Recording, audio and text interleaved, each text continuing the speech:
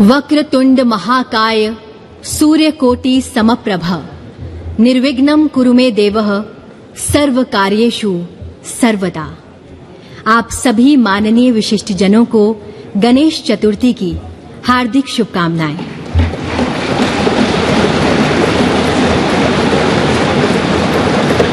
आज का दिन इतिहास के सुनहरे पन्नों में अंकित होने का दिन है।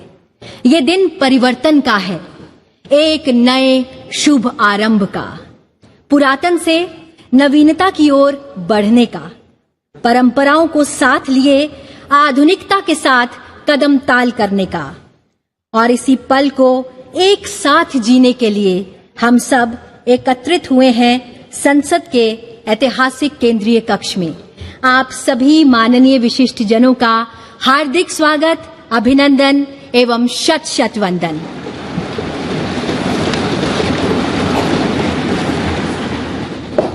कार्यक्रम को प्रारंभ करने हेतु मेरा सादर अनुरोध माननीय संसदीय कार्य मंत्री जी से कि वे स्वागत संबोधन प्रस्तुत करें। आप सभी को नमस्कार।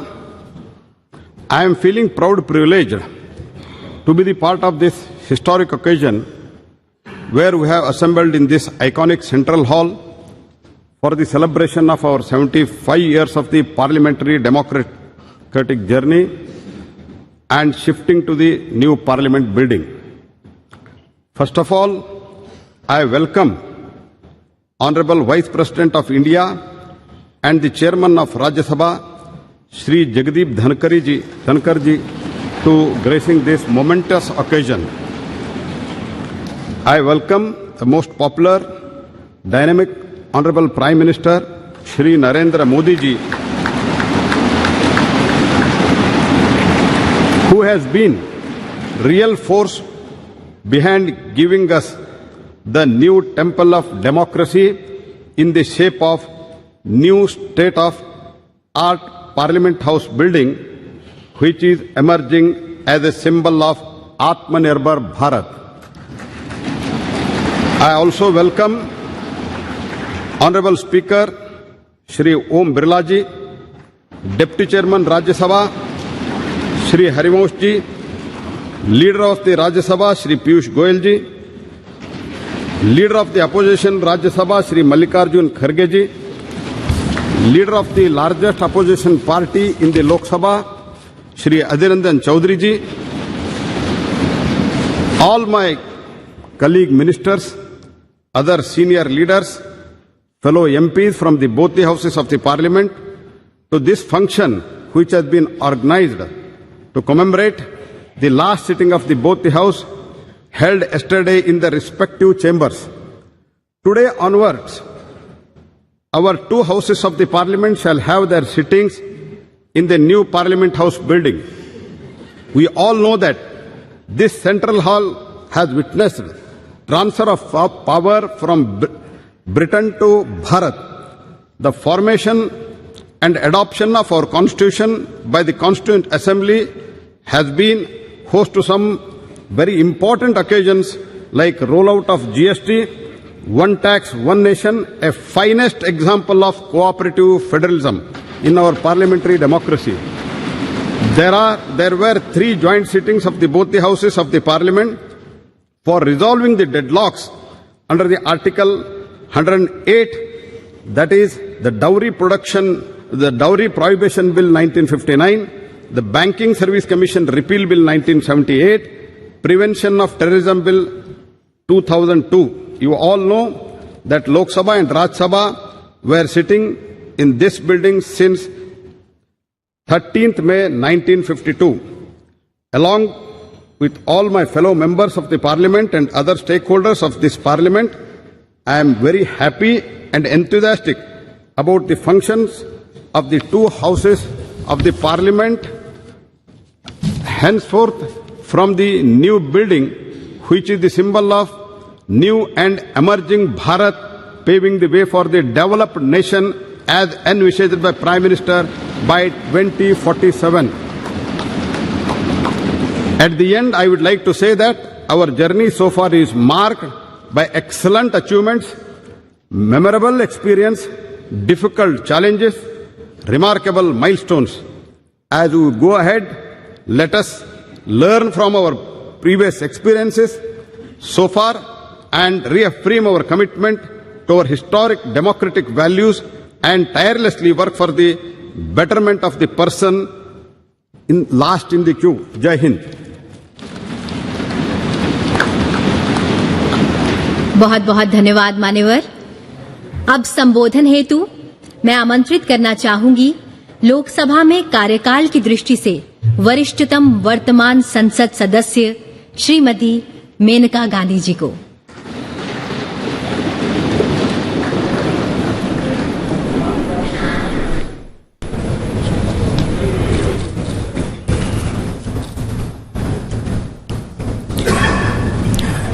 Honorable Vice President, Chairman of the Rajya Sabha, Honorable Speaker, Honorable Prime Minister, Ministers and esteemed colleagues of this distinguished House. Actually, I'm as surprised to be here as you are to see me. This is a historic day today. I'm proud to be part of this historical moment when a government under the leadership of Prime Minister Shri Narendra Modi ji has undertaken to repair the deep-rooted asymmetry and to give an equal share in India's future to all of us women. I am grateful for the honor you have given me of speaking about my years in Parliament. We are going to a new building and hopefully this grand edifice will reflect the aspirations of a new Bharat. Today, I have been entrusted with the responsibility of addressing this esteemed assembly as the most senior parliamentarian in the Lok Sabha. I entered Parliament at the age of 32, 9 years after the death of my husband. My debut was as Minister for Environment. Today, 35 years later, I have spent most of my adult life in this institution and I have seen 7 Prime Ministers and the shaping of grand history. It has been an arduous, rocky road. I had several terms as an independent member and finally joined the Bharatiya Janata Party under Shri Atal Bihari Vajpayee ji's leadership in 2004. Since then, I have remained a proud member of the BJP as well of this august House. Being a member of Parliament is an immense responsibility as it entails safeguarding the trust of lakhs of voters who elect us to be their voice. You are given power, but this power must always be used for their good. The job demands unwavering commitment, moral rectitude, and courage. Basically, it demands great love for your country and infinite kindness towards all. Each one of us gets this opportunity to make a difference, provided we sublimate our own ambitions and see ourselves only as vessels or bridges or protectors of all the beings that need us, the last person in India who believes himself forgotten. People who cannot navigate for themselves and appoint us as their helmsmen. I have tried to make the most of every minute to bring about change wherever I am, whether as Environment Minister, when many institutions and laws that safeguard us were passed, as Social Justice Minister setting up Alimco, which now looks after all the disabled in the country, Childline, which was regarded internationally as the best institution for looking after street children, stopping child labor in the carpet industry. You can change things wherever you are. For instance, in the opposition as a BJP member, as chairperson of the often ignored Assurances Committee, we changed the way people were experimented on by pharmaceutical companies. They were not paid or even asked before becoming guinea pigs. This was changed by us. During Atalji's time, we brought in the vital red and green dot on foods, allowing people to know whether they were eating vegetarian, non-vegetarian food. We repaired an institutional deception by food companies. No service, no job is too small that it should not be taken seriously.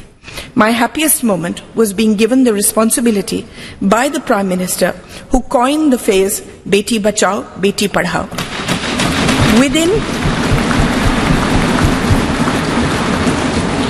Within 2 years, we changed the thought of the country, the entire thought of the country.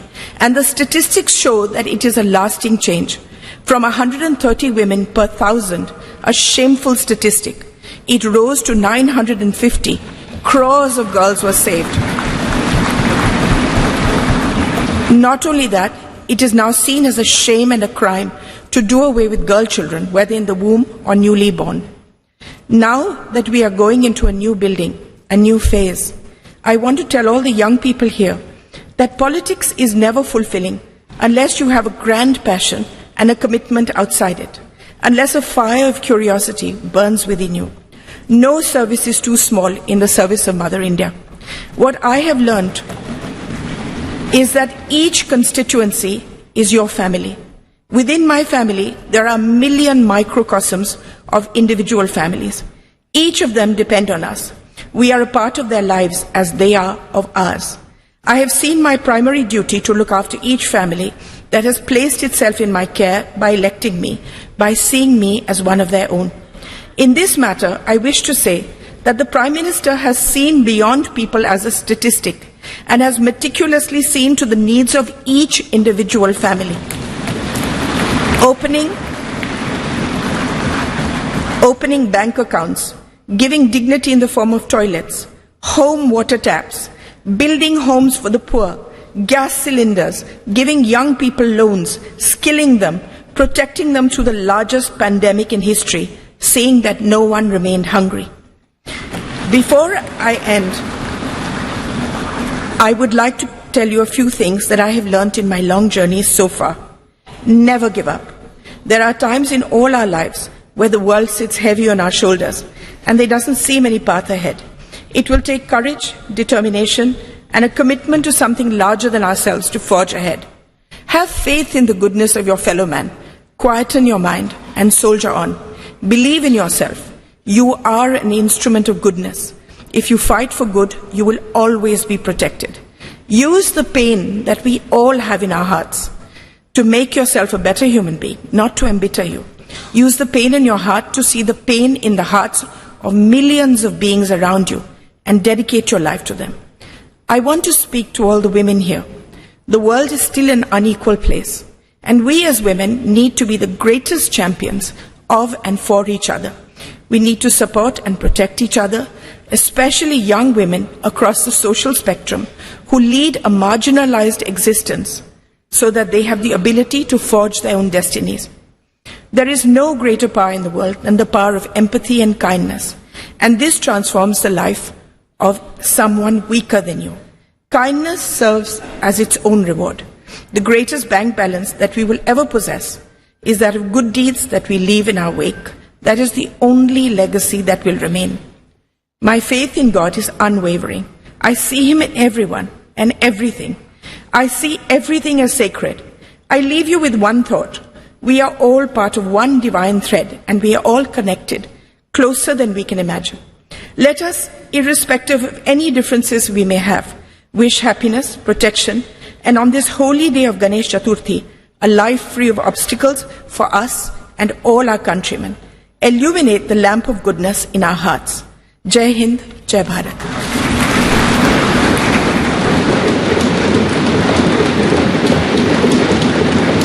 बहुत बहुत धन्यवाद ma'am. आपने बिल्कुल सही कहा। ये वो देश है जहां बेटियां आगे बढ़ती हैं। ये वो देश है जहां परंपराओं के साए में आधुनिकता पनपती है। ये वो देश है वसुधैव कुटुंबकम, जिसका नारा है विश्वगुरु भारत, ये देश हमारा है। अब मेरा सादर अनुरोध लोकसभा में सबसे बड़े विपक्षी दल के नेता श्री अधीर रंजन चौधरी जी से कि वे अपना संबोधन प्रस्तुत करें। Honorable Vice President of India, Honorable Speaker Lok Sabha, Honorable Prime Minister of India, Parliamentary Affairs Minister of both the houses, opposition leaders, Kharge ji, all my senior leaders and distinguished, esteemed colleagues of both Lok Sabha and Rajya Sabha.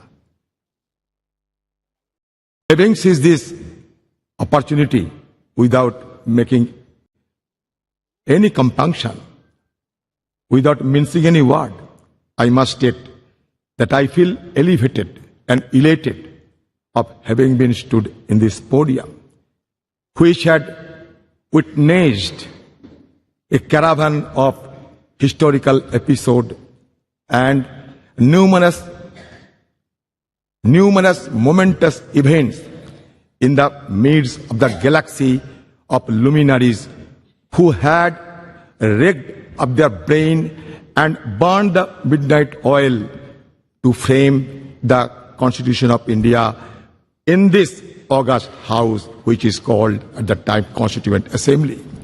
So we are proud of all of them, numbering 389 members, including 296 from British India and 93 from princely states. In this house also, in this house, in the year 1947, 22nd January, the objectives resolution, numbering 8, was passed, was adopted, which was proposed by Jawaharlal Nehru ji also, which had inspired the shaping of our constitution in subsequent stages also. So now, in this august house, all of us are well experienced and known the journey, the odyssey of our constitution. From colonial past to independent India, we have observed the transition of the destiny of this great country named after India. It is astonishing to note that those 389 members intensively discussed among them for 2 years, 11 months and 19 days and produced the largest constitution of the world, led by Baba Saheb Ambedkar, the father of Indian Constitution. We have been gifted with 395 articles. Also, 22 parts and 8 schedules. Naturally, the house, which is called Central Hall, it is a historic hall. It will not be known by simply its architectural splendor, but its illustrious legacy.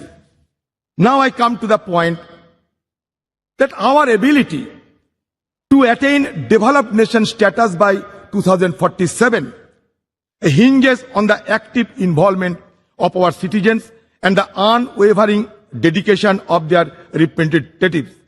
The groundwork laid in the formative years of our nationhood and also the subsequent years has empowered us significantly.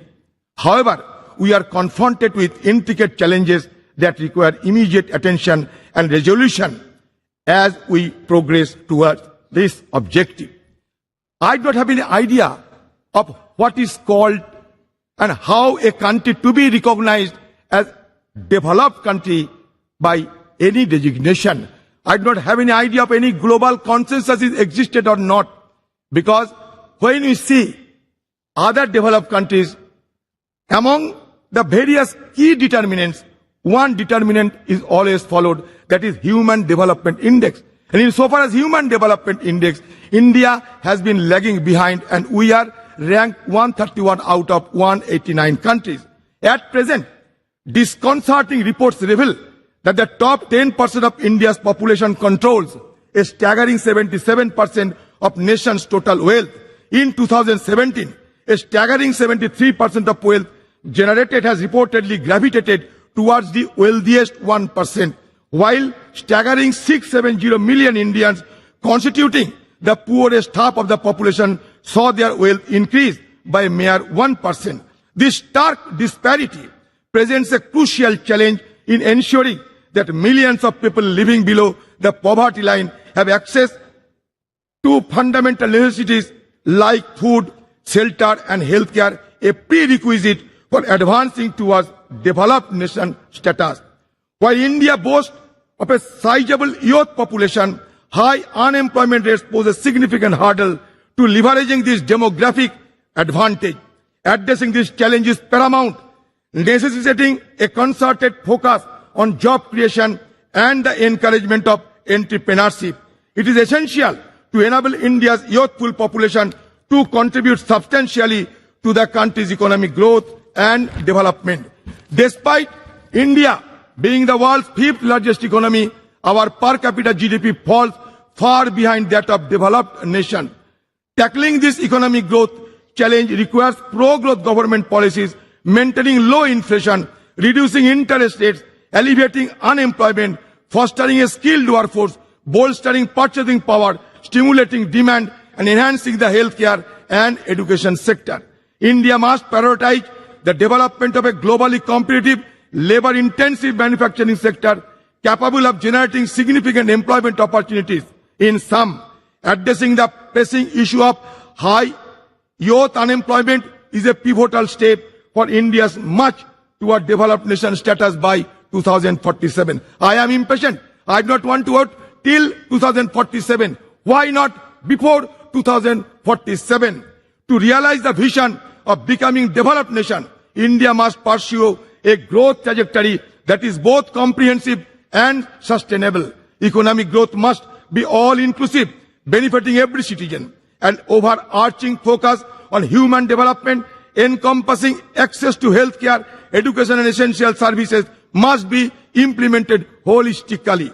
The challenge of transforming India into a developed nation by 2047 are substantial, encompassing poverty, infrastructure deficit and environmental sustainability. By implementing a holistic strategy that encompasses infrastructure development, attraction of investment, enhancement of education, promotion of innovation, social welfare, environmental conservation, paying emphasis on manufacturing and integration of technology, India can pave the way for its emergence as a developed nation. It is only with unwavering determination, collective commitment that the country can realize this visionary goal and unlock its potential on the global stage. I will conclude by saying that धरती सिखाते हमने सबको बोझ उठाना, गगन सिखाते हमने ऊपर उठते जाना, सूरज की लाली से सीखा जग आलोकित करना, चंदा की किरणों से सीखा सबको पीड़ा हरना, पर्वत ने सिखाई हमने दृढ़ संकल्प बनाना, नदी सिखाए हमने आगे बढ़ते जाना, सागर की लहरों ने सीखा दुख सुख सहे जाना, और तूफान ये सिखलाते हैं आफत में ना घबराना और आफत से टकराना. हम चाहते हैं कि ये separation of power should be maintained in a judicious manner and also in presence of all the guiding light of our country. I must suggest that India is not a homogeneous society, rather it is a heterogeneous society. But now the need of the hour is to maintain the harmonious society. With this word, I am concluding my speech. Thank you. Jai Hind, Bande Mataram. धन्यवाद sir. अब मेरा सादर आग्रह है राज्यसभा में सदन के नेता श्री पीयूष गोयल जी से कि वे अपना वक्तव्य प्रस्तुत करें. राज्यसभा के सभापति आदरणीय जगदीप धनखड़ जी, श्रद्धेय प्रधानमंत्री श्री नरेंद्र मोदी जी, लोकसभा अध्यक्ष आदरणीय ओम बिरला जी, उपसभापति श्री हरिवंश जी, श्री मल्लिकार्जुन खड़गे जी, श्री आदिर रंजन चौधरी जी, श्री प्रहलाद जोशी जी, माननीय सांसदगण, नमस्कार. गणेश चतुर्थी के पावन अवसर पर आप सभी को हार्दिक शुभकामनाएं. विघ्नहर्ता गणपति बाप्पा सभी को सुख एवं शांति प्रदान करें और देश की प्रगति के लिए हमारे प्रयासों को सफल बनाएं. हमारे संविधान के निर्माता भारत रत्न डॉक्टर बाबा साहेब अम्बेडकर जी तथा संविधान सभा के माननीय सदस्यों की स्मृति को मेरा कृतज्ञ वंदन। विगत 75 वर्षों में देश की सेवा करने वाले सभी सम्मान्य सांसदों को भी मेरा सादर नमन। कल हम सभी ने इस भवन में सार्थक चर्चा की और अपनी यादों और अनुभवों को सबके साथ साझा किया। आज नए संसद भवन में प्रवेश करना एक ऐतिहासिक पल है जो हम सभी के लिए यादगार रहेगा।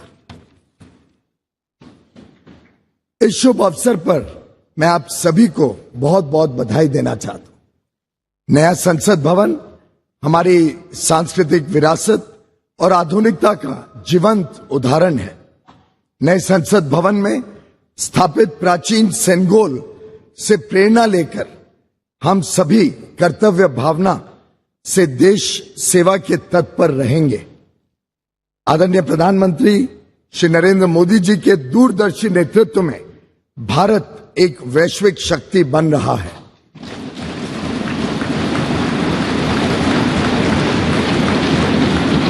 नया संसद भवन अपने विशाल और सुंदर स्वरूप में एक नए विश्वास से भरे आत्मनिर्भर भारत का पहचान बनेगा।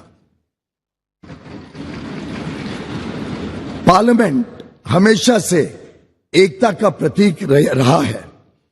यह हमारे संविधान के मूल्यों की सुरक्षा करता है, जो विभिन्न भाषाओं, संस्कृतियों और परंपराओं के बावजूद हमें एक राष्ट्र के रूप में बांधने का काम करता है। यहां अनुभव का ज्ञान और युवाओं की ऊर्जा मिलकर 140 करोड़ देशवासियों के उज्जवल भविष्य को आकार देने का काम करते रहेगी। और मैं समझता हूं आज का दिन एक सकारात्मक सोच के साथ आगे बढ़ने का है। कई सारे विषय रहे, आजादी के बाद कई सारे चुनौतियां रही।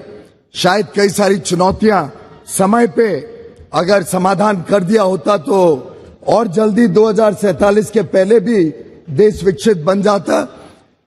पर हमारे पास जो वर्ष मिले, जो काम करने का देश ने सेवा करने का मौका दिया, उसमें जो अभूतपूर्व प्रगति देश ने देखी है, मैं समझता हूं इसको आगे लेकर इस देश को नई ऊंचाइयों तक माननीय प्रधानमंत्री नरेंद्र मोदी जी के नेतृत्व में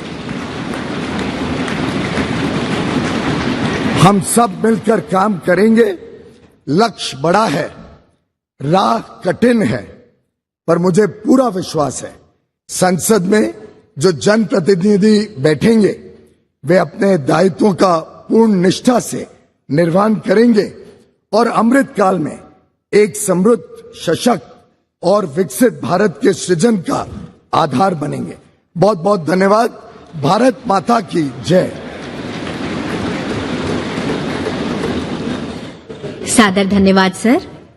अब मेरा सादर अनुरोध राज्यसभा में नेता प्रतिपक्ष श्री मल्लिकार्जुन खड़गे जी से कि वे अपना संबोधन प्रस्तुत करें।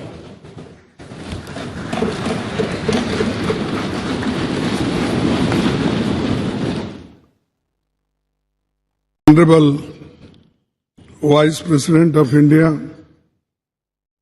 Honorable Prime Minister, Honorable Speaker Lok Sabha, Honorable Leader of the Rajya Sabha, Honorable Shri Adhiranjan Chaudhary ji, Honorable Minister of Parliamentary Affairs, Honorable Members of Parliament, and all the respected leaders. We have all gathered here today to commemorate the rich legacy of the Parliament of India in this historic Central Hall. When we talk about Indian parliamentary heritage, the hallowed precinct of this Parliament House and the Central Hall, where we have gathered today, hold a very special significance the Constitution of India is the bedrock of Indian democratic polity. It is in this very central hall that the Constituent Assembly held its sittings from 1946 to 1949, spanning a period of 2 years, 11 months, and 17 days. Today, we humbly recall the phenomenal contributions made by Dr. Rajendra Prasad, the first President of India, Pandit Jawaharlal Nehru ji, the first Prime Minister, and architect of modern India, Sardar Vallabhbhai Patel, the first Home Minister of India, and Dr. B.R. Ambedkar, architect of Indian Constitution. It is also an occasion to recall with gratitude the contributions of Sri G.V. Malvankar, Dr. Sarvapalli Radhakrishnan, and also acknowledge the collective contribution by members of the Constituent Assembly, Provisional Parliament, and first and all subsequent Lok Sabha. This central hall was witness to Pandit Nehru's tryst with destiny speech on the eve of India's independence. And yesterday, the Prime Minister also mentioned this in his speech. I am thankful to you because you remembered this historic speech on this yesterday's occasion.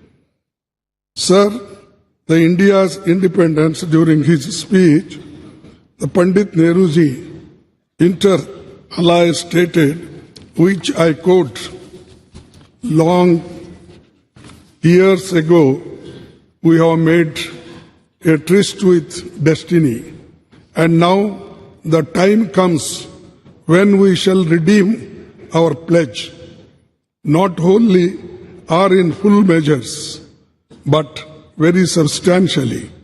At the stroke of the midnight hour, when the world sleeps, India will awake to life and freedom.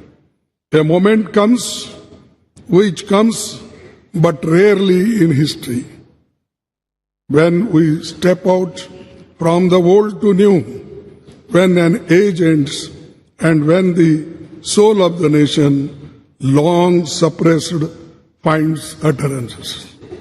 As the clock struck 12, all the members of the Constituent Assembly took the following pledge. At this solemn moment, when the people of India, through suffering and sacrifices, have secured freedom, I, a member of the Constituent Assembly, do dedicate myself in all humility to the service of India and her people, to the end that this ancient land attain her rightful and honored place in the world, and make her full and willing contribution to the promotion of the world peace and the welfare of the mankind. These words spoken on the day of this historic speech of Pandit Jawaharlal Nehru ji. I wish to emphasize at this juncture that this is all due to the collective and dedicated effort by parliamentarians cutting across the party lines over the past 7.5 decades.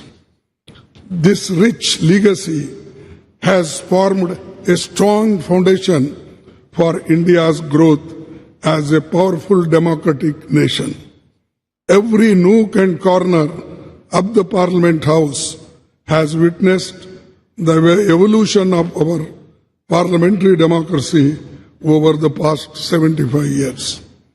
As we bid adieu to the Parliament House and move to the new Parliament building today, I am overwhelmed with emotions and tinge of pathos We would, of course, be continuing our parliamentary duties in the new Parliament building, but will miss the Parliament House.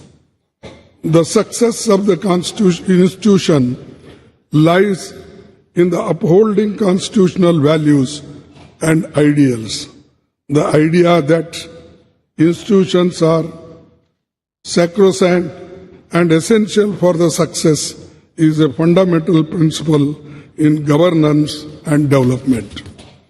We should commit ourselves to adhere to and preserving the constitutional values and parliamentary traditions as the country moves ahead in effectively performing parliamentary duties and in our endeavors for the growth of our nation. To build this country, forgetting our parties, political parties, we should be one to build the nation, to protect the nation, to protect the Constitution, to protect the democracy. This must be our aim. With these words and one quote I will say, no man can be grateful at the cost of his honor. No woman can be grateful at the cost of her chastity. And no nation can be grateful at the cost of its liberty. So, to protect our liberty, to protect our integrity, we must work all together. That is the only way to build the nation. Thank you. Jai Hind. बहुत बहुत धन्यवाद मान्यवर। अब मेरा माने आग्रह है माननीय लोकसभा अध्यक्ष श्री ओम बिरला जी से कि आप हम सभी को अपने शब्दों द्वारा अनुग्रहित करें। माननीय उपराष्ट्रपति जी, माननीय प्रधानमंत्री जी, राज्यसभा में सदन के नेता, संसदीय कार्य मंत्री जी, प्रतिपक्ष के नेता, लोकसभा में सबसे बड़े दल के नेता, सभी माननीय मंत्रीगण, सभी माननीय संसद सदस्यगण, आज संसद भवन के इस ऐतिहासिक कक्ष में जो हमारी देश की आजादी का साक्षी रहा, जो संविधान निर्माण का साक्षी रहा, जिसमें अनेक परिवर्तन एवं ऐतिहासिक निर्णय हुए, इसी केंद्रीय कक्ष में माननीय राष्ट्रपति जी का उद्बोधन भी हमें मिला। विश्व के कई राष्ट्र अध्यक्षों ने यहां संबोधन करते हुए हमारे लोकतंत्र के प्रति आस्था व्यक्त की और आज इस केंद्रीय कक्ष से हम सब लोग नए संसद भवन की ओर प्रवेश कर रहे हैं। ये नया संसद भवन हम सबके लिए नई आकांक्षाओं, नई अपेक्षाओं और नई उम्मीद, नई उमंग के साथ होगा, मेरी ऐसी आशा है। आज इस अवसर पर उन सब स्वतंत्रता सेनानियों को भी नमन करता हूं जिन्होंने हमारे भविष्य के लिए, हमारे कल के लिए अपना वर्तमान बलिदान कर दिया। मैं आज उन महान नेताओं को भी नमन करता हूं जिन्होंने इस केंद्रीय कक्ष में दुनिया का सबसे बड़ा संविधान निर्माण में अपना अमूल्य योगदान दिया, जिन्होंने देश में आर्थिक सामाजिक परिवर्तन लाने में अपना दायित्व निभाया। आज हम उन सभी मान्य सदस्यों को भी स्मरण कर रहे हैं, याद कर रहे हैं जो हमारे बीच में नहीं रहे, लेकिन जिन्होंने अपने संवैधानिक दायित्वों का निर्वहन करते हुए देश की प्रगति में योगदान दिया। मैं आज संसद के उन सभी माननीय सांसदों का भी हार्दिक अभिनंदन करता हूं जिनके लंबे संसदीय अनुभव का लाभ आज हमें मिल रहा है। ये संसद भवन अनेक ऐतिहासिक घटनाओं, निर्णयों और परिवर्तनकारी कानूनों के निर्माण का साक्षी रहा है। हमारी संसद कई घटनाओं का मंच रही है जिन्होंने 75 वर्षों में इस देश को एक ऐसा स्वरूप दिया है जो दुनिया में एक नई ताकत और सामर्थ्य रखता है। हमारी संसद देश की करोड़ों जनता की अभिव्यक्ति एवं भावनाओं का माध्यम रही है, जहां हमें लोकतांत्रिक संस्कृति के अनुरूप चर्चा और संवाद से अनेक चुनौतियों का समाधान निकाला है और कई श्रेष्ठतम प्रतिमान स्थापित की हैं। इन 75 वर्ष की संसदीय लोकतंत्र की गौरवशाली यात्रा में हमने देश में कई क्रांतिकारी बदलाव भी किए। आज जनता नए भारत के लिए आकांक्षी है। आज लोगों को हमसे अपेक्षाएं बढ़ी है, आकांक्षाएं बढ़ी हैं, उम्मीद बढ़ी है।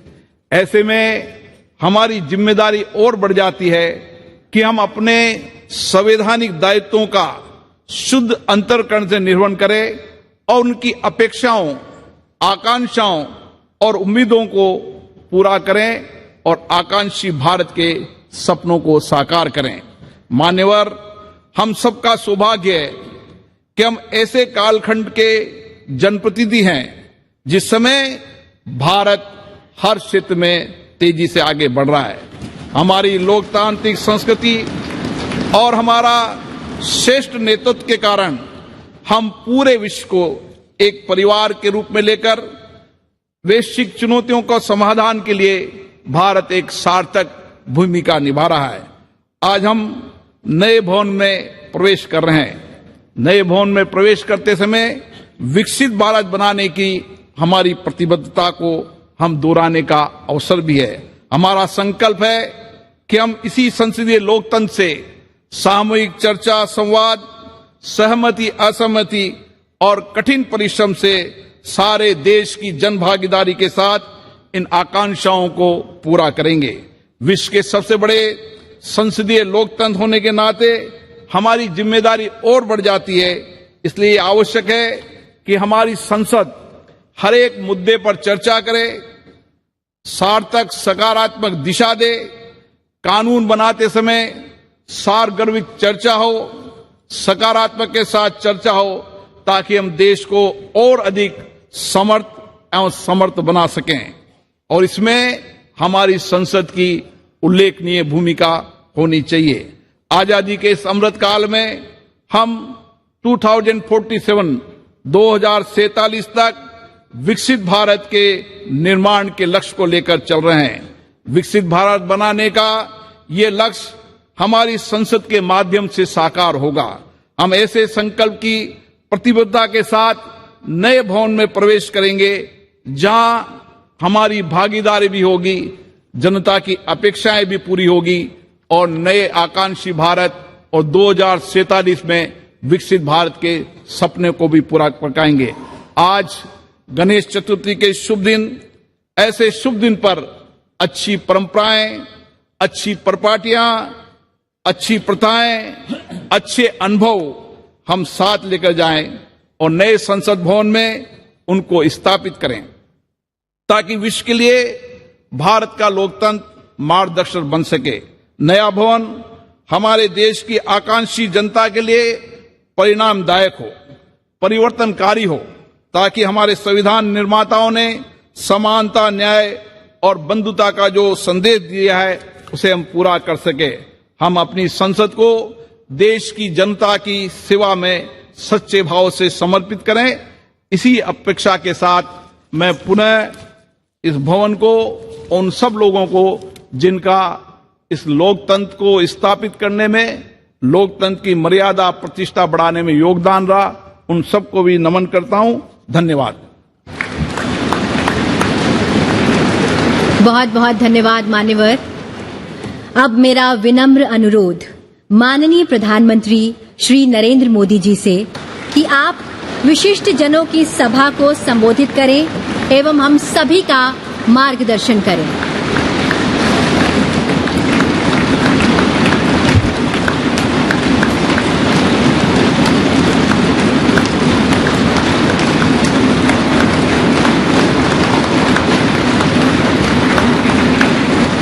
आदरणीय उपराष्ट्रपति जी,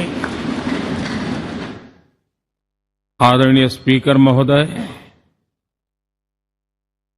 मंच पर विराजमान सभी वरिष्ठ महानुभाव और 140 करोड़ देशवासियों के प्रतिनिधि, सभी माननीय सांसदगण, आपको और देशवासियों को गणेश चतुर्थी की अनेक अनेक शुभकामनाएं।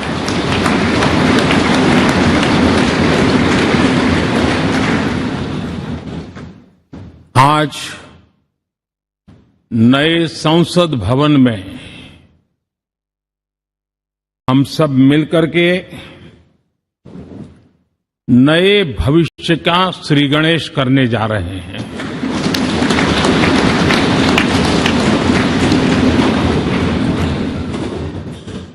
आज हम यहां विकसित भारत का संकल्प दोहराना, फिर एक बार संकल्पबद्ध होना और उसको परिपूर्ण करने के लिए जी जान से जुटने के इरादे से नए भवन की तरफ प्रस्थान कर रहे हैं।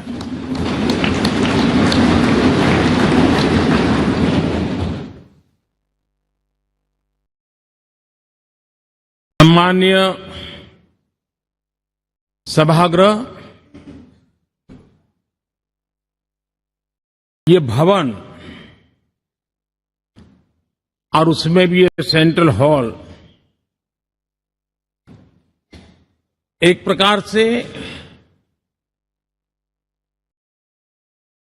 हमारी भावनाओं से भरा हुआ है।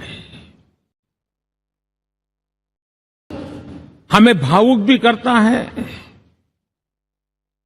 और हमें हमारे कर्तव्य के लिए प्रेरित भी करता है। आजादी के पूर्व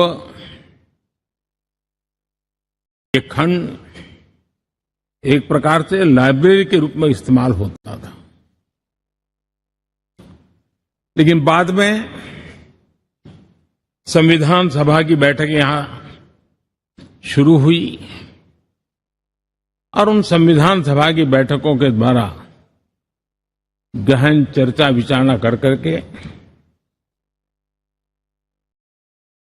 हमारा संविधान यहीं पर आकार लिया। यहीं पर 1947 में अंग्रेजी हुकूमत ने सत्ता हस्तांतरण किया, उस प्रक्रिया का भी साक्षी हमारा ये सेंट्रल हॉल है।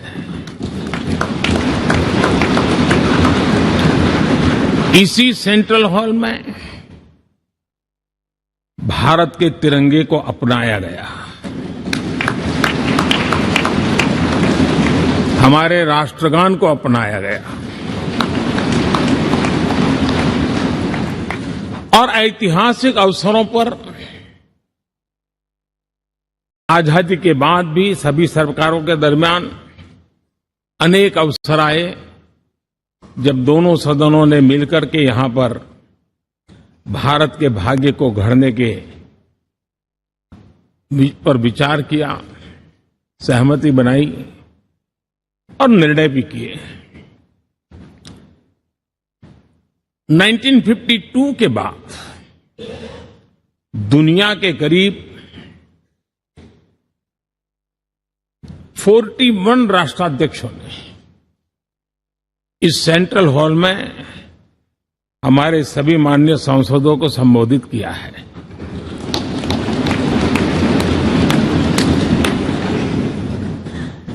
हमारे राष्ट्रपति महोदयों के द्वारा 86 बार यहां संबोधन किया गया है।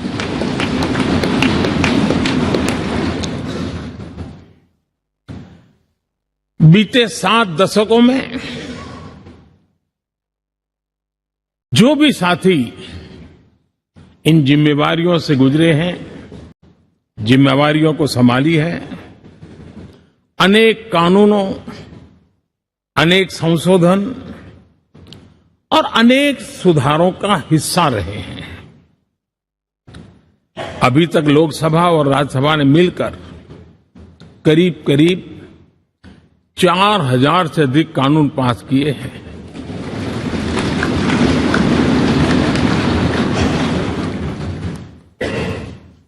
और कभी जरूरत पड़ी तो ज्वाइंट सेशन के माध्यम से भी कानून पारित करने की दिशा में रणनीति बनानी पड़ी और उसके तहत भी दहेज रोकथाम कानून हो, बैंकिंग सर्विस कमीशन बिल हो, आतंक से लड़ने के लिए कानून हो, ये संयुक्त सत्र में पास किए गए हैं, इसी गृह में पास किए गए। इसी संसद में मुस्लिम बहन बेटियों को न्याय की जो प्रतीक्षा थी, शाहबानो केस के कारण कुछ गाड़ी उल्टी पार्टी पर चढ़ गई थी। इसी सदन ने हमारी उस गलतियों को ठीक किया और 3 तलाक विरुद्ध कानून हम सब ने मिलकर के पारित किया। संसद ने बीते वर्षों में ट्रांसजेंडर को न्याय देने वाले कानूनों का भी निर्माण किया। इसके माध्यम से हम ट्रांसजेंडर के प्रति सद्भाव और सम्मान के भाव के साथ उनको नौकरी, शिक्षा, स्वास्थ्य, बाकी जो सुविधाएं हैं एक गरिमा के साथ प्राप्त कर सके, इसकी दिशा में हम आगे बढ़े। हम सभी ने मिलकर हमारे दिव्यांग जनों के लिए भी उनकी जरूरतों को देखते हुए, उनके एस्पिरेशंस को देखते हुए ऐसे कानूनों का निर्माण किया जो उनके लिए उज्जवल भविष्य की गारंटी बन रहे हैं। आर्टिकल 370 हटाने से लेकर वो विषय ऐसा रहा जो शायद ही कोई दशक ऐसा होगा कि चर्चा न हुई हो, चिंता न हुई हो और मांग न हुई हो। आक्रोश भी व्यक्त हुआ, सभागृह में भी हुआ, सभागृह के बाहर भी हुआ। लेकिन हम सबका सौभाग्य है कि हमें सदन में आर्टिकल 370 से मुक्ति पाने का, अलगाववाद, आतंकवाद के खिलाफ लड़ाई लड़ने का एक बड़ा महत्वपूर्ण कदम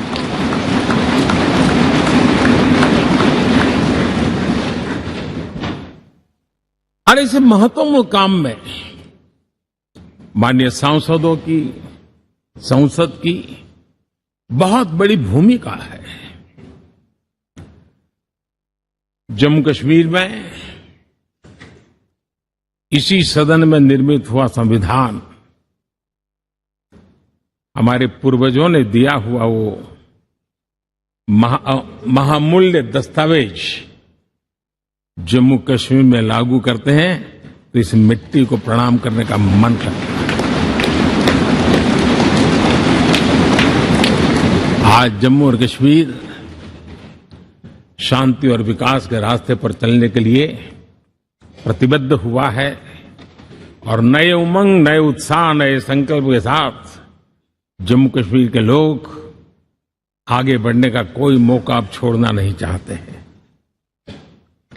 ये दिखाता है कि संसद के सदस्यों ने मिलकर के संसद के भवन में कितने महत्वपूर्ण काम किए हैं।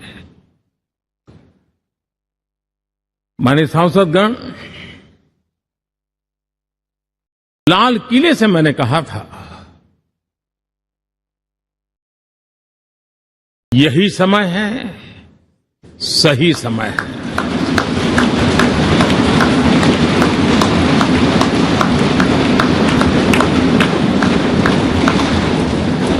एक के बाद एक घटनाओं की तरफ हम नजर करेंगे। हर घटना इस बात का गवाह दे रही है कि आज भारत एक नई चेतना के साथ पुनर्जागृत हो चुका है।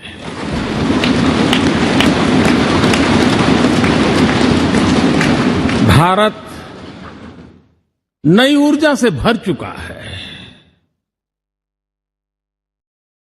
यही चेतना, यही ऊर्जा इस देश के कोटि कोटि जनों के सपनों को संकल्प में परिवर्तित कर सकती है और संकल्प को परिश्रम की पराकाष्ठा कर करके सिद्धि तक पहुंचा सकती है। ये हम देख सकते हैं।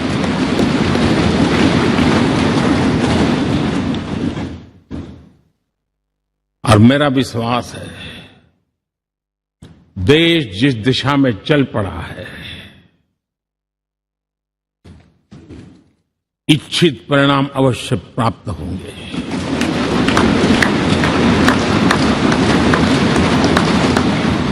हम गति जितनी तेज करेंगे, परिणाम उतने जल्दी मिलेंगे।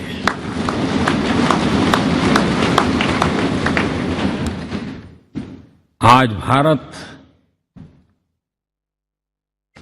5वीं अर्थव्यवस्था पर पहुंचा है, लेकिन पहले 3 में पहुंचने के संकल्प के साथ बढ़ रहा है।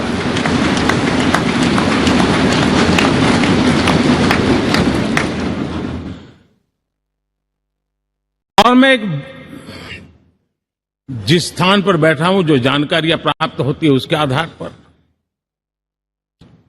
विश्व के गणमान्य लोगों से बातचीत करता हूं, उसके आधार पर मैं बड़े विश्वास से कह रहा हूं, हम में से कुछ लोगों की निराशा हो सकती है, लेकिन दुनिया आश्वस्त है कि भारत टॉप 3 में पहुंच के रहेगा।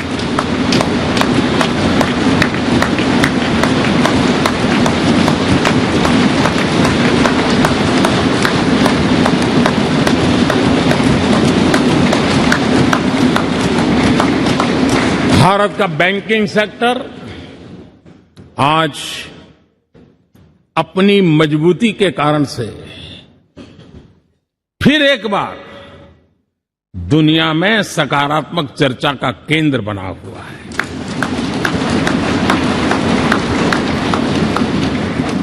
भारत का गवर्नेंस का मॉडल, यूपीआई, डिजिटल स्टैक, मैं इस G20 में देख रहा था, मैंने बाली में भी देखा। टेक्नोलॉजी की दुनिया को लेकर के भारत का नौजवान जिस प्रकार से आगे बढ़ रहा है, पूरे विश्व के लिए कौतुक भी है, आकर्षण भी है और स्वीकृति भी है।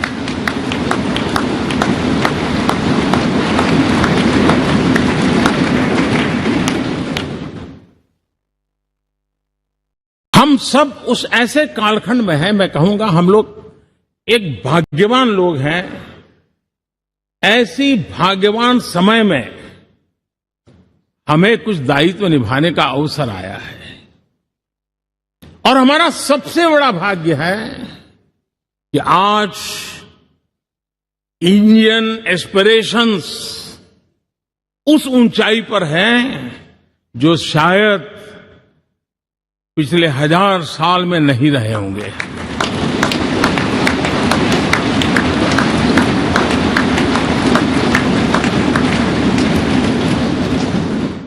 गुलामी के जंजीरों ने उसके एस्पिरेशंस को दबोच के रखा था।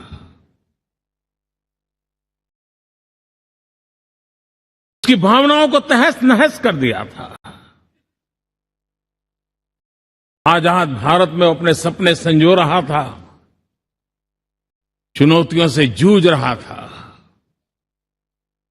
लेकिन मिलकर के आज जहां पहुंचे हैं, अब वहां वो रुकना नहीं चाहता है। वो एस्पिरेशनल सोसाइटी के साथ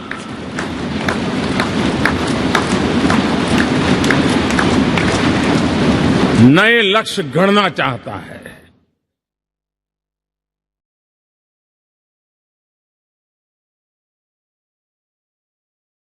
जब एस्पिरेशन सोसाइटी सपने संजोते ही हो, संकल्प लेकर के निकल पड़ी हो, तब पुराने कानूनों से मुक्ति पाकर नए कानूनों का निर्माण करके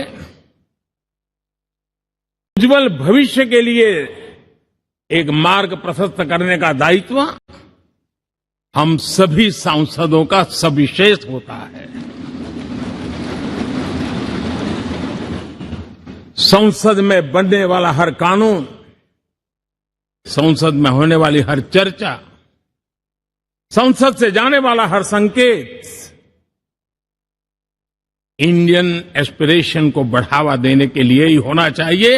ये हम सबकी भावना भी है, कर्तव्य भी है और एक एक देशवासी की हमसे अपेक्षा भी है।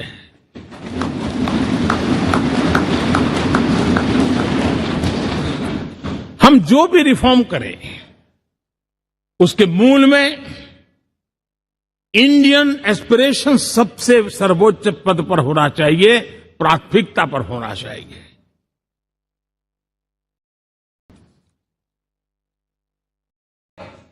लेकिन मैं बहुत सोच समझ करके कहना चाहता हूं, क्या कभी छोटे कैनवास पर कोई बड़ा चित्र बना सकता है क्या?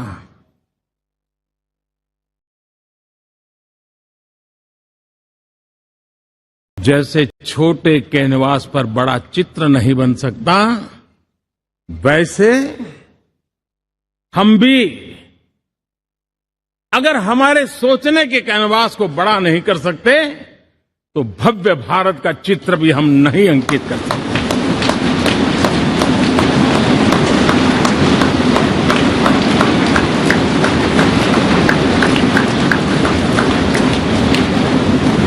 पचहत्तर साल का हमारे पास अनुभव है।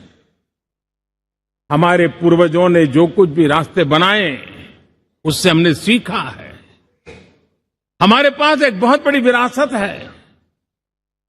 इस विरासत के साथ अगर हमारे सपने, हमारे संकल्प जुड़ जाए, हमारा सोचने का दायरा बदल जाए, हमारा कैनवास बड़ा हो जाए, तो हम भी उस भव्य भारत के चित्र को अंकित कर सकते हैं, उस तस्वीर का खाका खींच सकते हैं, उसमें रंग भरने का काम हम भी कर सकते हैं और आने वाली पीढ़ी को वो भव्य दिव्य मां भारती के हम उनको सुपुर्द कर सकते हैं। दोस्तों,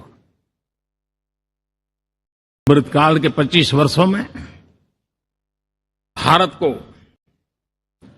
अब बड़े कैनवास पर काम करना ही होगा। अब हमारे लिए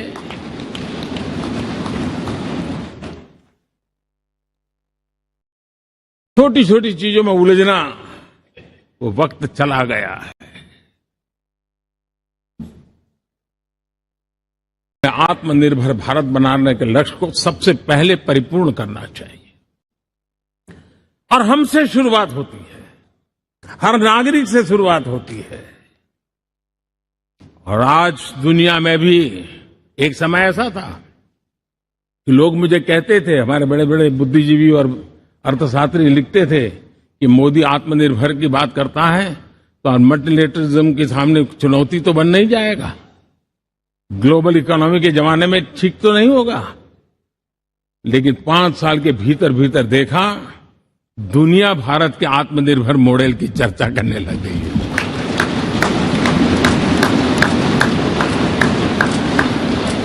और कौन हिंदुस्तानी नहीं चाहेगा कि डिफेंस सेक्टर में आत्मनिर्भर हो, एनर्जी सेक्टर में हम आत्मनिर्भर हो, एडिबल ऑयल, क्या इस देश को आत्मनिर्भर नहीं होना चाहिए? कृषि प्रधान देश हम कहते हैं, खाने का तेल क्या देश बाहर से लाएगा? बहुत समय की मांग है कि हमें आत्मनिर्भर भारत को संकल्प को पूरा करना, ये हम सबका दायित्व है। उसमें दल आड़े नहीं आते हैं, सिर्फ दिल चाहिए, देश के लिए चाहिए।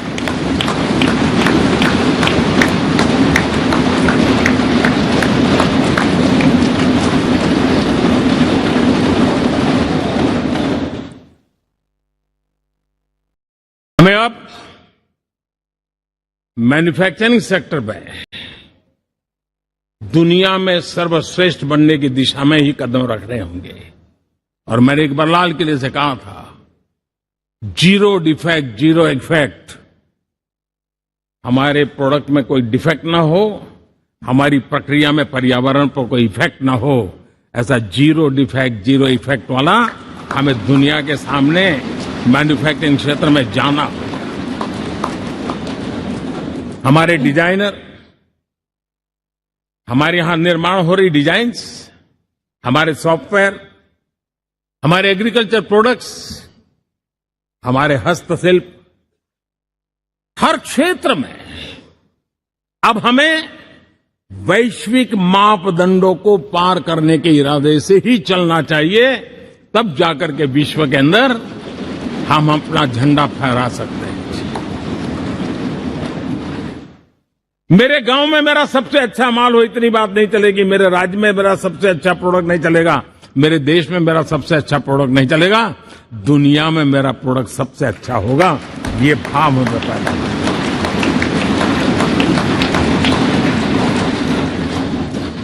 हमारी यूनिवर्सिटीज दुनिया के अंदर टॉप रैंकिंग में आए, अब इसमें हमें पीछे नहीं रहना है।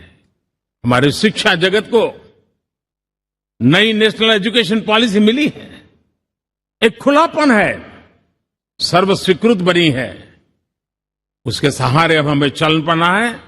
और दुनिया के टॉप मोस्ट यूनिवर्सिटीज में अभी जब G20 में विश्व के मेहमान आए तो मैंने नालंदा की एक तस्वीर रखी थी वहां, और जब मैं दुनिया को कहता था 1500 साल पहले मेरे देश में दुनिया की उत्तम से उत्तम यूनिवर्सिटी हुआ करती थी, तो उन सुनते ही रह जाते थे। लेकिन हमें उसे प्रेरणा लेनी है, पर प्राप्त तो अभी करके रहना है, ये हमारा संकल्प होना है। आज हमारे देश का नौजवान खेल जगत के अंदर दुनिया में हमारी पहचान बना रहा है।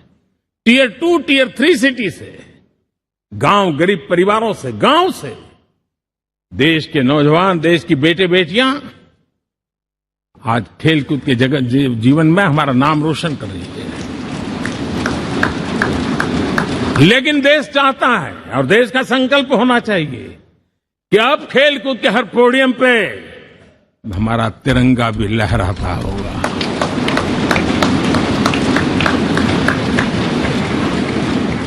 हमें अब पूरा हमारा दिमाग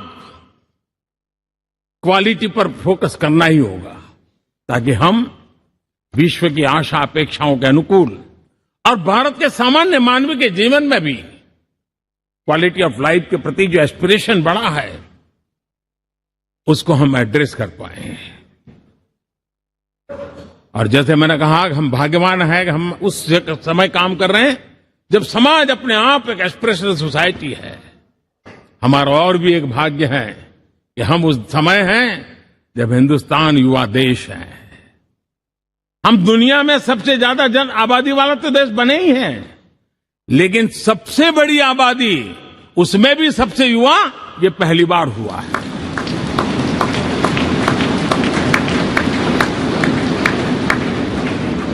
जिस देश के पास ये युवा शक्ति हो, युवा सामर्थ्य हो, तब हमें उसकी टैलेंट पे भरोसा है, हमें उसकी संकल्प शक्ति पे भरोसा है, उसकी साहस में हमें भरोसा है।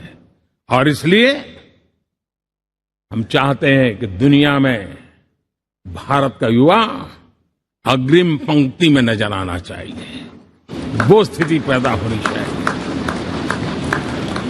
आज पूरी दुनिया को स्किल मैन पावर की बहुत बड़ी जरूरत है, और भारत विश्व की इस आवश्यकता की पूर्ति के लिए अपने आप को सज्ज कर सकता है, और उन आवश्यकताओं को पूरी कर करके दुनिया में अपनी एक जगह भी बना सकता है।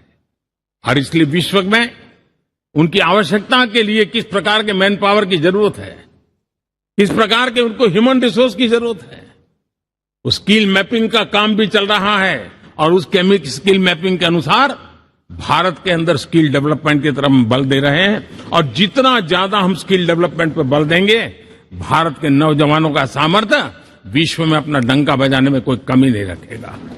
और हिंदुस्तानी जहां गया है उसने अच्छाई की छाप छोड़ी है, कुछ कर गुजरने की छाप छोड़ी है। ये सामर्थ्य हमारे अंदर पहले से पड़ा हुआ है और हमारे पहले जो लोग गए हैं उन्होंने इससे छवि भी बना के रखी हुई है। आपने देखा होगा पिछले दिनों करीब 150 नर्सिंग कॉलेज एक साथ खोलने का निर्णय किया। पूरे दुनिया में बहुत बड़ी रिक्वायरमेंट है नर्सिंग की। हमारी बहन, हमारी बेटियां, हमारे बेटे उस क्षेत्र में दुनिया में पहुंच सकते हैं, आसानी से पहुंच सकते हैं। पूरे विश्व की जरूरत है और ये तो मानवता का काम है जिसमें हम पीछे नहीं रहेंगे।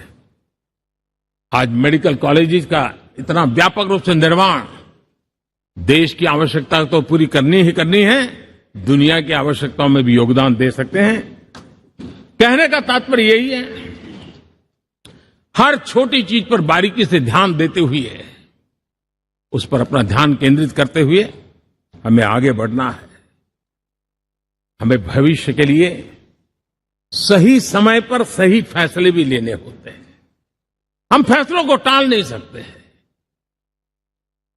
राजनीतिक लाभ नुकसान के गणा भाग के अंदर अपने आप को बंधी नहीं बना सकते हैं। हमें तो देश के एस्पिरेशन के लिए हिम्मत के साथ नए निर्णय करने होते हैं। आज सोलर पावर के सफल मूवमेंट्स हमारी भावी पीढ़ी के लिए एनर्जी क्राइसिस से मुक्ति की गारंटी दे रहा है। आज मिशन हाइड्रोजन आने वाले दिनों में जो एनवायरमेंट की चिंता है, जो टेक्नोलॉजी में बदलाव आ रहा है, उसके समाधान का रास्ता देने का सामर्थ्य रखती है। आज हमारा सेमीकंडक्टर जिस प्रकार से जीवन चलाने में हमारे हृदय की जरूरत रहती है, वैसे ही आज हमारी टेक्नोलॉजी चिप्स के बिना चल नहीं सकती और सेमीकंडक्टर उसके लिए बहुत अनिवार्य है। उस दिशा में हम आगे जाकर के इलेक्ट्रॉनिक मैन्युफैक्चरिंग में कोई रुकावट ना आए और जीवन कहीं अटक न जाए, उसलिए एक बहुत बड़ी मात्रा में हम काम कर रहे हैं। जल जीवन मिशन, हर जिले में 75 अमृत सरोवर, हमारी भावी पीढ़ी को, हमारे बच्चे उनको कभी पानी के बिना तरसना न पड़े, इसकी चिंता हम आज कर रहे हैं। विश्व के बाजार में हमारा हर व्यापार कारोबार पहुंचे, कॉम्पिटिटिव ताकत के साथ खड़ा रहे, लॉजिस्टिक सिस्टम को और अधिक कम खर्च वाला बनाना, एफिशिएंट बनाना, उस दिशा में हम बहुत नीतियां लेकर के चल रहे हैं। आज समय की मांग है कि भारत का एक ऐसा भारत का हम निर्माण करें। नॉलेज, इनोवेशन, ये समय की मांग है और दुनिया में हमें अग्रिम पंक्ति में जाने का ये रास्ता भी है।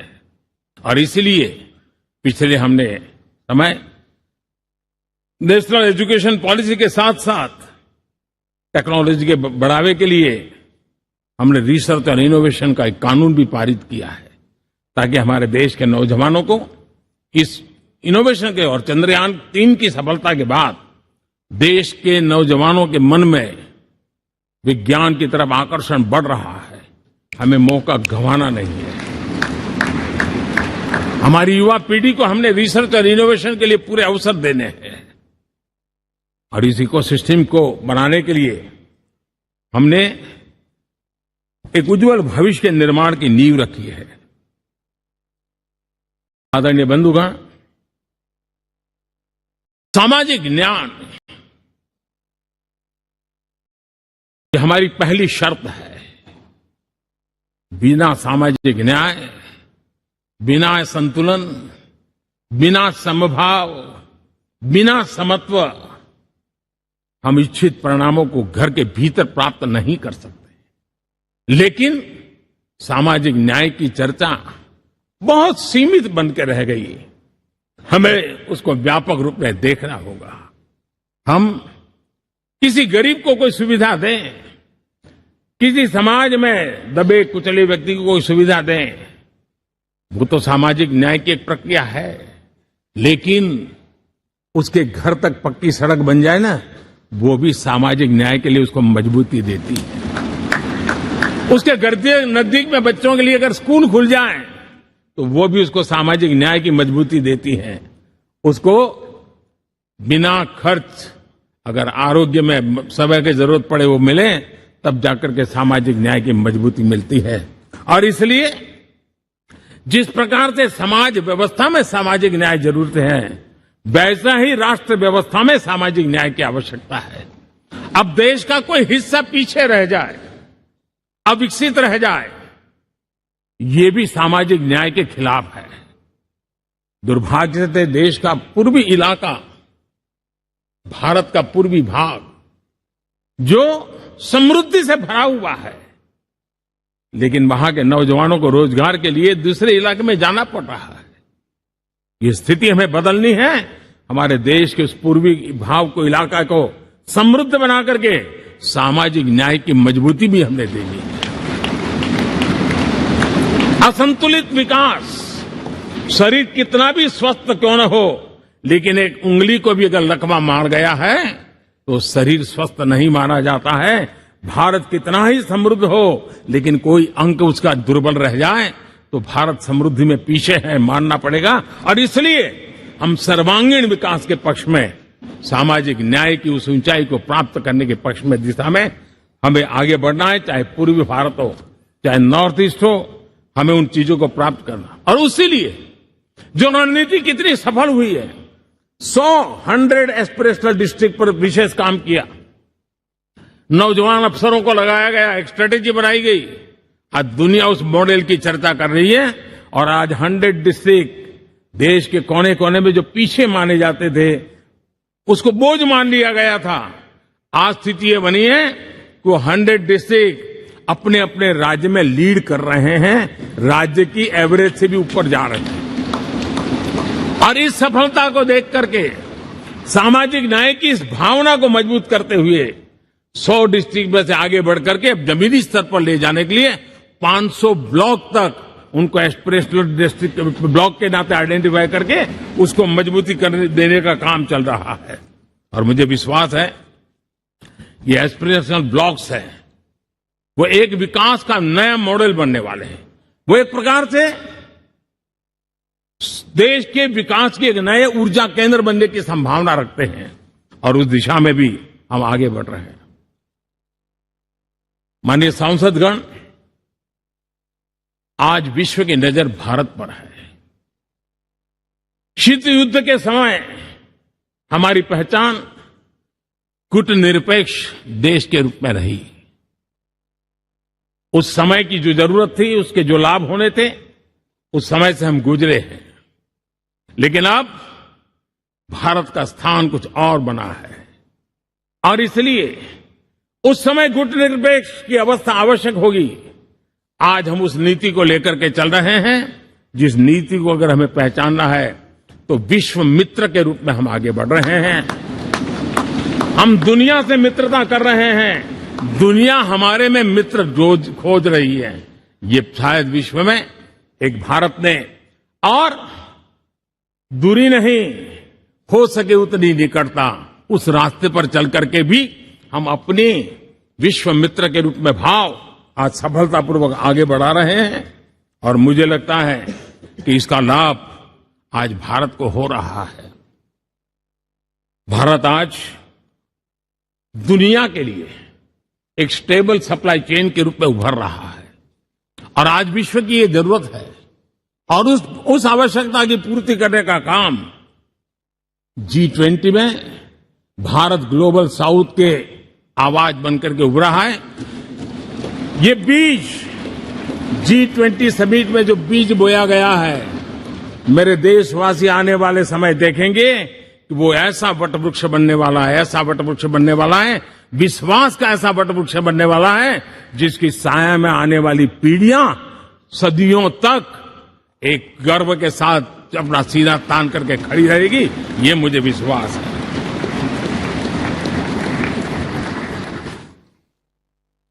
इस G20 में एक बहुत बड़ा काम हमने किया है, बायोफ्यूल अलायंस का।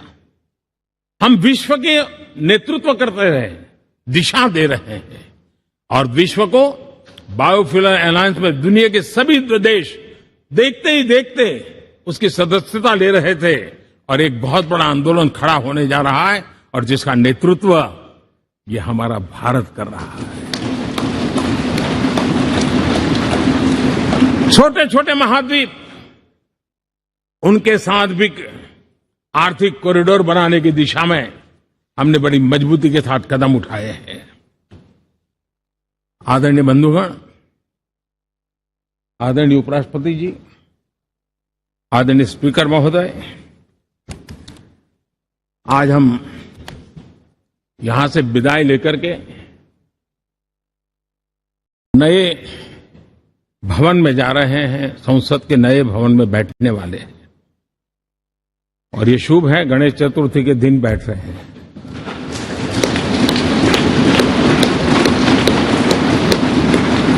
लेकिन मैं एक आप दोनों महानुभावों को एक प्रार्थना कर रहा हूं, एक विचार आपके सामने रख रहा हूं।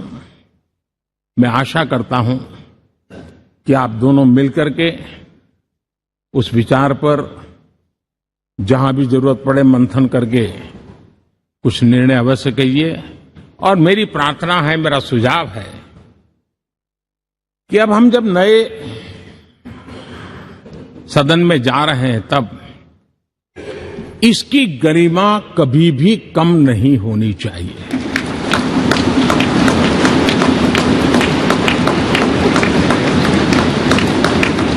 इसे सिर्फ पुरानी पार्लियामेंट कहकर के छोड़ दें, ऐसा नहीं होना चाहिए।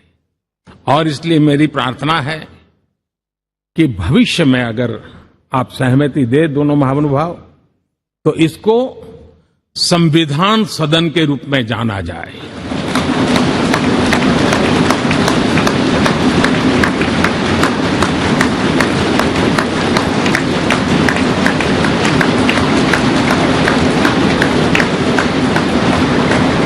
ताकि ये हमेशा हमारे रक्षा के लिए हमारी जीवन प्रेरणा बनी रहेगी। और जब संविधान सदन कहेंगे, तब उन महापुरुषों का याद भी उसके साथ जुड़ जाएगी जो कभी संविधान सभा में यहां बैठा करते थे, गणमान्य महापुरुष बैठा करते थे। और इसलिए भावी पीढ़ी को ये तोहफा भी देने का अवसर हमें जाने नहीं देना चाहिए। मैं फिर एक बार इस पवित्र भूमि को प्रणाम करता हूं।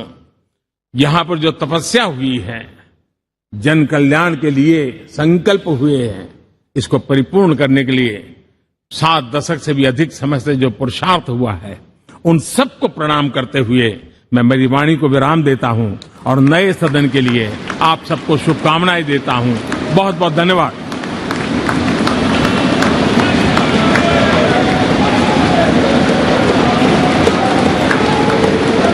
बहुत बहुत धन्यवाद मान्यवर। अब मेरा विनम्र निवेदन माननीय उपराष्ट्रपति जी एवं राज्यसभा सभापति श्री जगदीप धनखड़ जी से कि आप हम सभी का मार्ग प्रशस्त करें।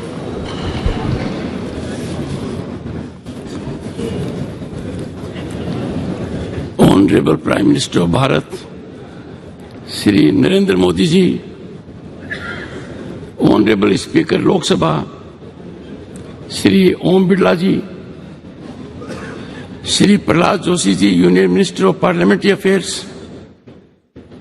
Shri Piyush Goyal ji, leader of house Rajya Sabha, honourable ministers, Shri Adhir Ranjan Chowdhury, leader of opposition in Lok Sabha, Shri Mallikarjun खड़गे ji, leader of opposition Rajya Sabha, Honorable Deputy Chairman, Rajya Sabha, and Honorable Members of Parliament. Ganesh Chaturthi की सभी को हार्दिक शुभकामनाएं।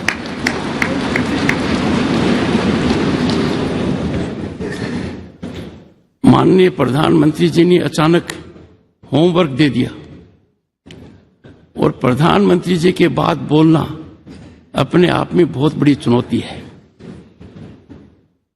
On this momentous occasion, as we stand on the threshold of adding a new chapter to the annals of our parliamentary democracy, I congratulate you all on our phenomenal rise.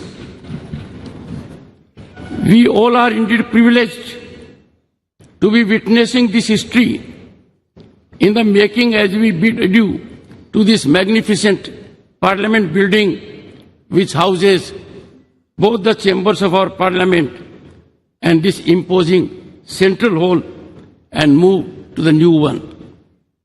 Traversing over 7-decade journey from Svidhan Sabha to the present day in Amritkal, these hallowed precincts have witnessed many a milestone.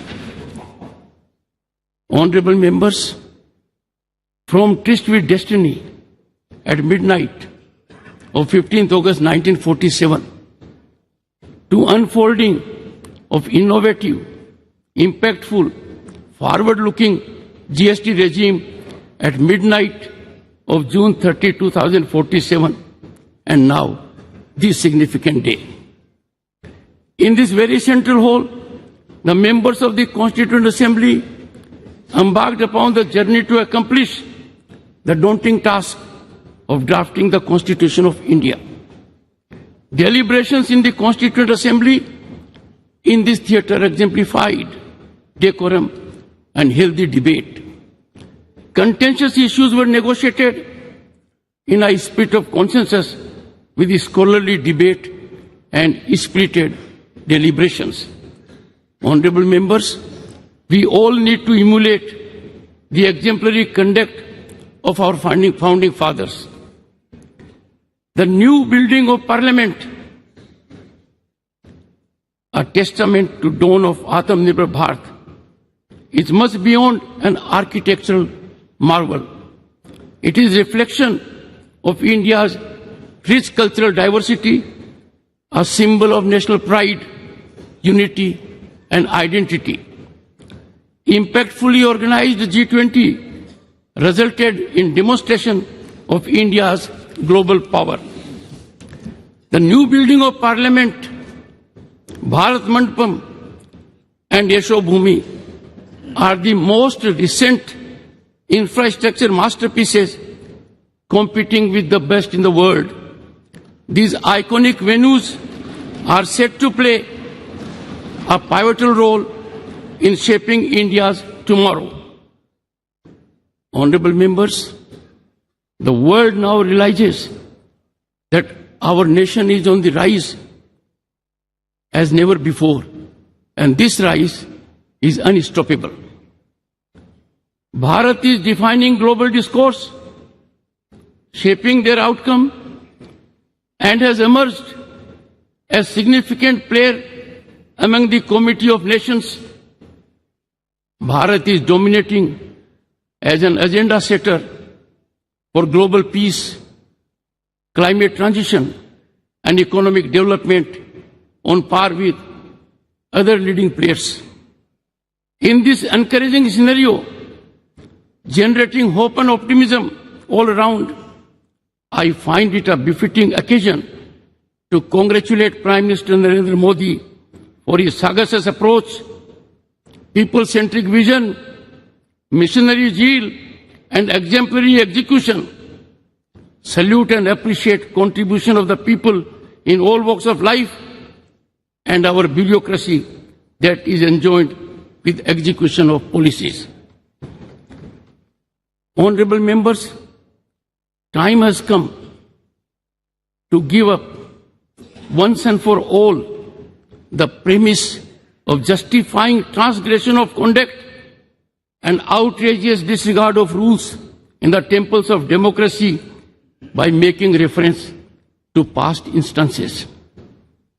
As we march into the new Parliament building, we must enhance cooperation and consensual approach. Time for us to bid farewell to confrontational stance and resolve to ever keep national interest uppermost. Honorable members, it is time, right time, to bury the strategy of weaponizing disturbance and disruption in parliamentary functioning, as these are antithetical to democratic values and can never have sanction of our people who are our ultimate masters. I would like to quote Dr. B.R. Ambedkar, who in his final speech in the Constituent Assembly stated, I quote, "If we wish to maintain democracy, not merely in form, but also in fact, what must we do? The first thing in my judgment we must do is to hold fast to constitutional methods of achieving our social and economic objectives," unquote. Let us heed his clarion call. On this decisive moment, as we are witnessing the transformation of Bharat, appreciations to Prime Minister Narendra Modi's vision and sagacity for fructifying tryst with modernity. We had tryst with destiny in 1947. We are lucky and fortunate by efforts of the Prime Minister that we are having today tryst with modernity for over 1 billion hearts. His role in this monumental task of shaping the destiny of 1/6 of humanity would forever be etched in history. Honorable members, this historic walk to the new building of Parliament in Amrit Kal be the march to Bharat at 2047 as developed nation. Let us in togetherness make the new chambers of the Parliament the sanctorum of our temple of democracy. Jai Hind.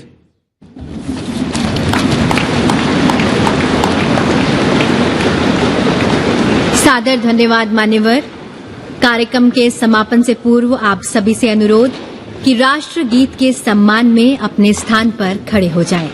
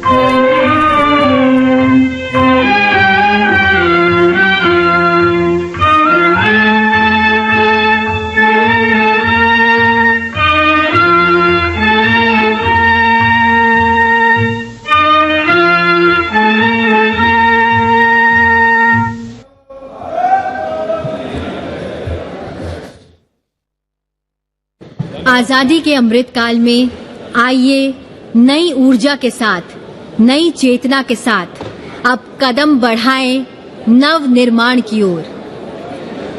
Ganpati Gajanan का आशीर्वाद ले प्रस्थान करें संसद के नए भवन की ओर, जो भव्य है, विशाल है, आत्मनिर्भर भारत का प्रतिबिंब है, नए भारत का जीवंत स्वरूप है, जहां नूतन है और पुरातन भी, जहां कारीगरी है और तकनीक भी। चलिए कदम बढ़ाएं भारत की संसद के नए भवन की ओर और नए लक्ष्यों के साथ रचें नया इतिहास। जय हिंद, जय भारत।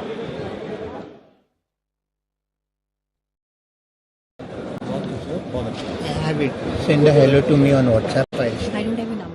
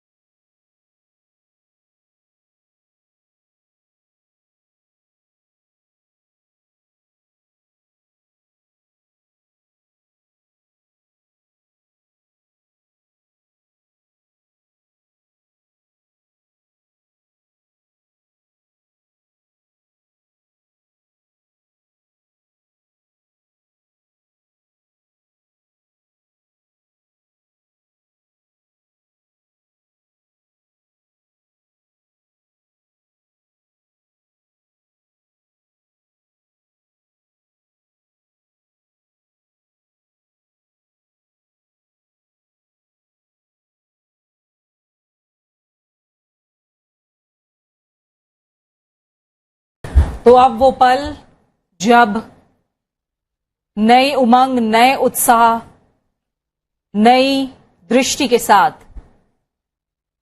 संसद भवन की नई इमारत की तरफ रुख किया जाएगा और इतिहास के पन्नों में दर्ज होती हुई ये भवन